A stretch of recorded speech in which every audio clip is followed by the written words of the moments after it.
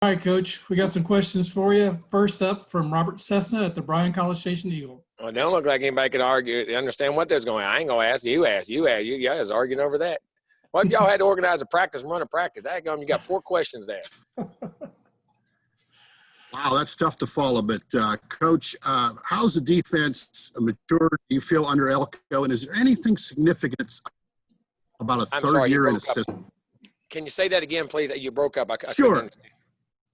How has the defense matured under Elko, and is there anything special about the third year in a system?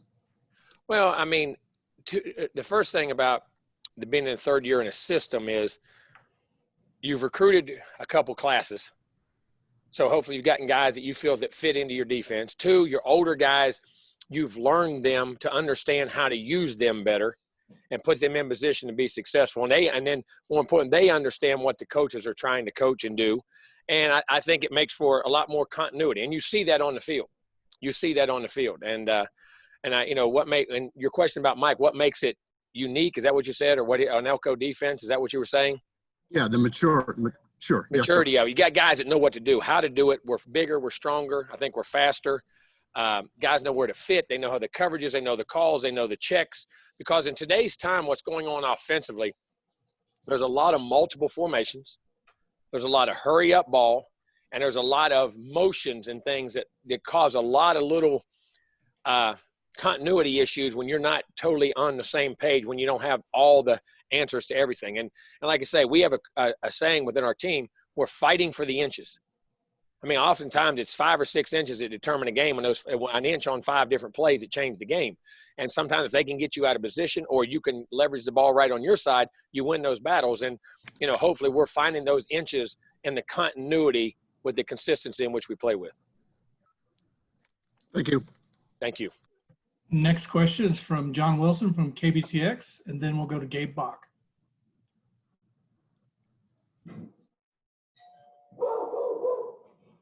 Sorry about that, Coach. I wanted to see how deep and talented that you think this year's running back group could be. I like where we're going. I mean, you had Isaiah Spiller coming back. Of course, you put Anias in there who really had a great bowl game and has had an outstanding camp so far. So those 2 guys have a lot of experience. But the young guys have jumped in there. I mean, they really have. I mean, Devon Chain is out there practicing well right now. He's in practice. He can do a lot of things. He is a very, very smooth athlete, catches the ball really well, but runs. He's strong. Connor Blumrick moving back there gives you a lot of diversity if you want to do things, and because he knows the offense and he can even go back and play some quarterback. Crownover is a big back, 25, 30 pounds, who catches the ball extremely well, runs inside. Hubbard, another freshman, I think a lot of power, a lot of speed, burst, again, good ball skills. DeAndre Jackson, same way. I mean, those guys are all big-body guys, and I've been very pleased with their learning curve so far and their ability to run between the tackles and their ability to catch the football. And when they've had a chance, the older guys are, the pass blocking things have been very good. The young guys are knowing who to do it. Got to get the technique a little bit more sound. But, I like that group. And then A.J. Sanders is a walk-on, and Connor Cook, and then, of course, Baldry back there who plays at fullback and does a lot for us, Reeves and Rutledge. But those guys, that group of scholarship guys have done a really nice job so far for only 6 practices. Some things I think they've taken advantage of the ability of all the walkthroughs and the extra meeting time. Let's move to Gabe Bach and then Brian Peroni. Yeah, Jimbo, there have been some murmurs about out there, so I wanted to give you a chance to respond and give us an update on Cameron Buckley. Yeah, Cam did suffer a season-ending injury. He had an ACL injury that he had surgery yesterday. Everything was very clean in the surgery, so he will miss the year. How big a blow is that, Jimbo? Especially. Oh, it is. I mean, you're talking about a guy that plays a lot of ball, been in a lot of games for 2 years, made a lot of plays. I mean, running routes and very multiple in his positions that he could play, not just in the slot, could play outside at both places, and just knows the offense and was a very good player and a good leader on our football team. Jimbo.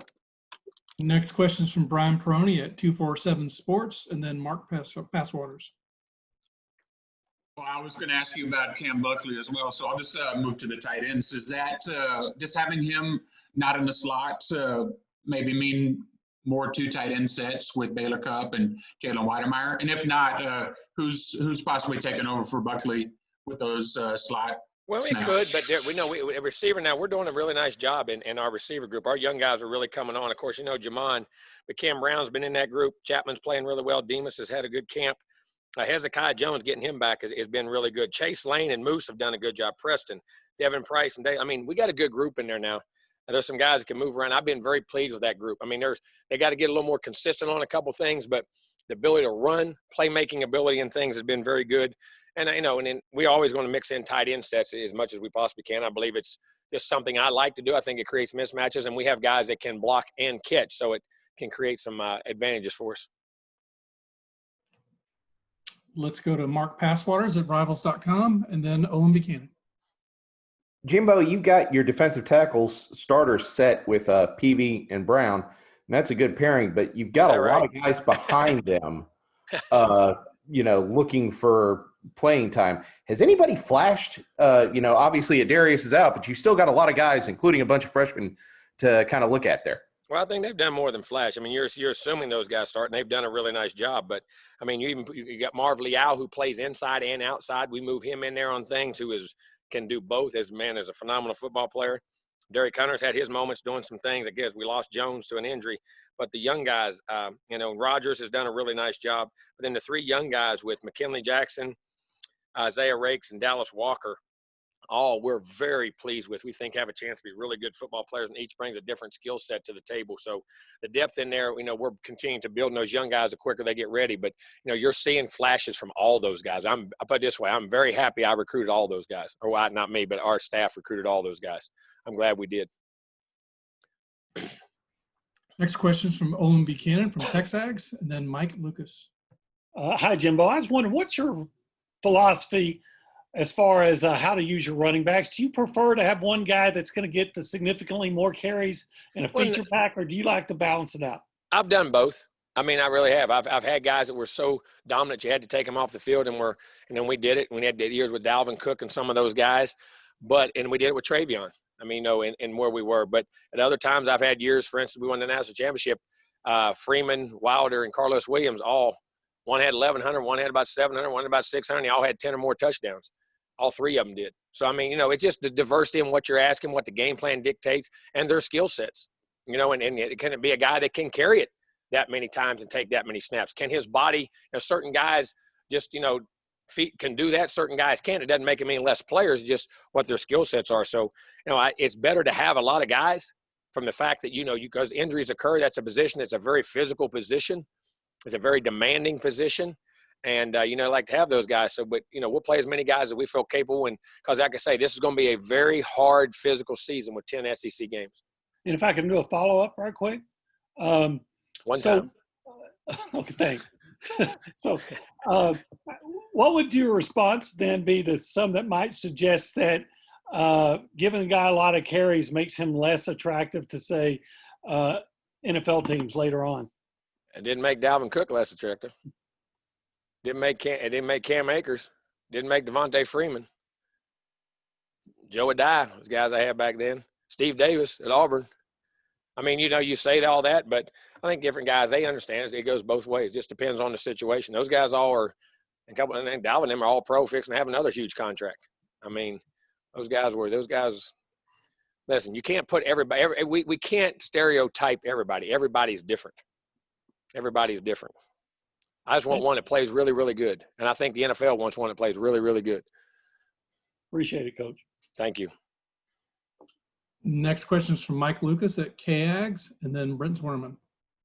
Hey, Coach. When we talked to Anthony last week, he said he was impressed when Ainias was picking up Michael Clemens in blitzes back there in pass protection. How is Ainias and Isaiah, how are those guys improving in that aspect of their game? Well, I think their knowledge of recognition and understanding calls, and then when we make the slide and the protection call, what their assignment is, I think just from their knowledge of being there. Say Isaiah, it's his first year in the system last year. So sometimes, and if defenses disguise things, which a lot of people do, deciphering through that, I think their decision-making is much better right now, which now allows them to play faster. It allows them to know who they're blocking, which allows them to engage their defender a lot closer to the line of scrimmage. And but one of the key things for backs is engaging guys closer to the line of scrimmage so they don't get that big head of steam to be able to run over you. even though if your technique's perfect. So them recognizing it, seeing blitzes, getting to those spots, and then in turn knowing what to do, and then their technique gets better because they know who they're blocking, so they know what techniques to apply. So, I mean, I think it's just knowledge and their ability to keep learning. Thanks, Coach. Thank you. Next question is from Brent Zorneman with the Houston Chronicle, and then Justin Woodard. Jimbo, how is your offensive line shaping up? I'm assuming you're pleased with your first 5. I guess your depth has taken a little bit of a hit with some medical retirements. But overall, how pleased are you with it, or how is your offense? They're doing a solid job. I mean, they're going against a very good defensive line, and they've had their moments and really done some good things, and had some times that those guys have won too, which, you know, as a head coach, say, man, I want to make every block. But then as a head coach, I say, man, I want them to get beat because the other guys on the other side got to put some pass rush in the game too. So I think it's been good. They've developed well. They're working hard. They're a physically, mentally tough guy group that works hard. They're becoming more physical. Their pad levels are getting better. I think that's the key. Pad level, hat placement, first step, getting their bodies, like we talked about with the backs, in position to do the things they want to do. And their communication, they've been together for a while. So I think you see that. And that's also helping our tight ends and backs too. And the young guys, there's some good young players in this group now. I mean, we lost some guys, like you say, with injuries, but, you know, the young guys that we've signed are all, I think, going to be good players. They're getting a lot of reps. There's some even guys, you know, not just the guys we just signed, but, you know, Blake Traynor and Layden Robinson are guys that jump out at me that are both big, physical, that can be really good football players for us down the road. Then, of course, the guys that come in, Grayson Reed's back. He's healthy. Of course, Aki, we signed him, has done a good job. Chris Morris is going to be a really good player. I'll tell you another guy, Luke Matthews. I've been pleased with his progress. I really like him playing at center. He makes some good calls, getting better. He got more physical. He's much more comfortable doing all the – because, I mean, center is a big – that's besides quarterback, you got the most calls of anybody. And I think – and we change plays and do things. I'm very pleased with his progress. Of course, he's going to continue to get better. And, of course, Kenyon's doing it, and Smart and Bankhead. Those guys all have ability. They're learning, and 6 practices in. I think the next 6 is going to be very 6 to 8 or 10. To me, is going to be critical on how they – because most everything's kind of been installed, at least the majority of it. So just letting them enhance their techniques and knowledge of what's going on. Also, and I'm going to assume media members' invitations were lost in the mail, but understand congratulations are in order. And when and where were you married? Thank you. We was married here in town, and it was a big ceremony. It was her and I and the preacher. So that was it. It was a COVID wedding. We didn't want to jeopardize anybody or put anybody at risk, and we did that. And I'm very blessed to have a great bride in Courtney. Congratulations. Thank you. All right, let's move on to Justin Woodard at KAGS, and then Gabe Bach. Coach, what have you seen from the secondary? I know you probably got a lot of versatility back there to move guys around, but just interested to see their play against your wide receivers so far in fall camp, and the competition, and just how that group's coming along in the back end. You know, it has been. I mean, I think in the back, I think Miles Jones has led that group at the corners. I think he's playing really well, running well, and probably the best shape he's been in a while as far as his strength and everything that goes on. Trayvon Fuller has done some really good job. He and Chap, Elijah Blades. Devin was doing really good. Has had some good things happen. The guys we signed there at corner, I'm really happy with. I think Brian George is doing an outstanding job. Jalen Jones has been outstanding from the minute he walked on the campus. He acts like a senior. Josh Moten has really done some good things as far as knowledge, competing. What I love about all that group, they're competing. I mean, so our guys win, okay. A lot of contested balls, a lot of breakups, a lot of really good coverage, and a lot of battles there. Safety-wise, Carper done a really nice job. Leon's probably in the best shape he's been in. Damani has really done well. Getting Tucker back is good. Brian Williams has really trimmed up and running well. Eric Young, who's doing both. Eric's played corner, he's played safety, and he's played nickel. And then those things have done a really good job. And then Antonio Johnson, man, I think he's done another group that we signed. That group we signed I think has done an outstanding job and has a great future. I really do. So been very pleased with those guys. The competition has been very well, and the multiplicity of places we can play them. Because you have to do that in the secondary now. You got to match guys up, and guys are learning different things. So been we got that work to do because you got new guys in there, and you kind of mix. You put the new guys with the old guys, and all of a sudden those new guys can't quite handle all the checks and all that. But you got to do that right now because you're going to have to mix. It's like you do in the O-line. You don't know who's going to play and what's going to happen. So we're mixing those guys in. But I love the athleticism. I love the ball skills. I think we got excellent ball skills in the secondary. And I think that makes a big difference, not just covering, but the ability to judge the football, play the football in the air. And when you got chances to get turnovers, do that. You know what I mean? And or cover fumbles. And people don't realize, I think we overlook ball skills sometimes on the defensive side of the football when you're talking about turnovers. Next question is from Gabe Bach at Texags, and then we'll go to John Wilson. More turnovers will happen when you get a better pass rush, Jimbo. Do you think you're starting to really establish some depth there too? And can you tell us about the competition at defensive end? Yeah, I mean, Clemens has been outstanding. Physical, big, is in great shape. Tyree is doing really good. Jeremiah Martin has grown into his body. He's doing there. Rebo is getting better. Marvin Leal has been outstanding. I mean, the guy inside, outside, but just a natural football player and leader. And the young guys we've resigned, Donnell Harris, man. Talk about burst. He's gained about 20 pounds since he's been here. Burst, can dip the shoulder, can run. Is doing an outstanding job, I think, for a young guy. Fidel Diggs, strong, physical, heavy-handed in what he does. Mowry, kind of in between. He's athletic and big. Got a group of both. So those guys have all done well. They've moved them around, different stunts, blitzes. They can, speed rush you, power rush you. It's a good group. I like what we're doing, and along with the blitz packages, which we're installing. Next question is from John Wilson at KBTX, and then we'll finish up with Travis Brown. Coach, you guys are still a month away from the season, but the high school football schedule kicks off a little bit tonight, and more importantly, a big bunch of games tomorrow.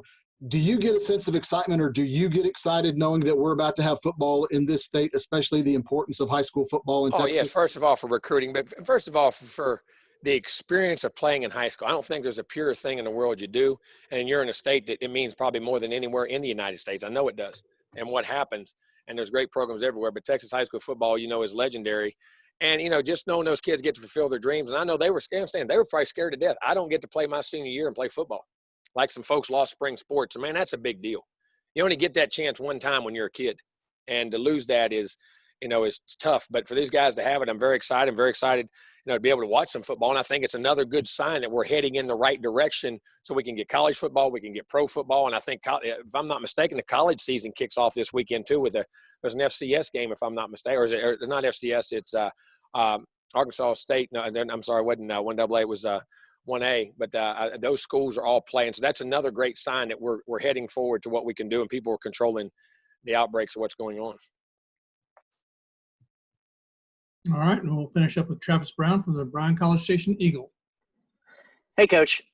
Just curious, with everything that's going around in the professional sports world with teams not postponing games, boycotting games, what has the conversation been like? Has there been a resurgence of conversation in your locker room along with these things and how they tie in with social justice issues? There's no doubt. Our players are very aware of the players are very aware of what's going on and how they're doing it. There's conversations amongst themselves. We had one in our individual meeting yesterday. We haven't had as many big discussions in that regard. Haven't heard it that way, but kids are aware of, passing in the hallway talks and things that are going on, and we're all observing and things. And, we all want equality for everybody. That's what this world is, when everybody's looked at equally and treated fairly, and everything that goes on in regards to everything in this world. And that's what we all want for ourselves, for our players, for our children, for everybody in this world. And that's the thing that the fight is for, and they got to continue that fight, and we got to continue that fight.